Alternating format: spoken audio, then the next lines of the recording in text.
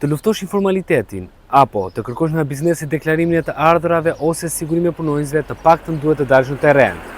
Edhe pse udhëzimi i mbritur nga drejtoria e përgjithshme në të gjitha drejtoritë rajonale të qyteteve, në mënyrë që të dalin në terren për të verifikuar çdo biznes apo deklarimin e të ardhurave, apo nëse janë të regjistruar apo jo, nëse janë në gjendje pune apo jo. Duket se ky udhëzim nuk po zbatohet nga drejtoria rajonale e tatim taksave në Vlorë, në një kohë në të cilën Vlora ka arritur pikun e sezonit turistik dhe të gjitha institucionet duhet të ishin në gatishmëri, drejtoria rajonale e tatim taksave Vlorë zgjedh që punët i bëjnë nga zyra. Informaliteti në Vlorë sfidon administratën tatimore, plani ekziston, zbatimi mungon. Në një kohë kur drejtoria e përgjithshme e tatimeve ka urdhëruar intensifikimin e kontrolleve në terren për të luftuar informalitetin, në Vlorë situata paraqitet ndryshe. Pavarësisht miratimit të një plani të posaçëm për verën që parashikon masa konkrete kundër evazionit fiskal, në realitet kjo nismë duket se ka mbetur vetëm në letër. Drejtoria rajonale e tatimeve në Vlorë, që duhet të ishte në vijën e parë të zbatimit të këtij plani, vijon të jetë pasive, ndërkohë që nga Tirana kërkohet prania e shtuar në terren dhe kontrolli i platformave si Booking dhe Airbnb. Strukturat tatimore në qytet duket se preferojnë të veprojnë nga zyra.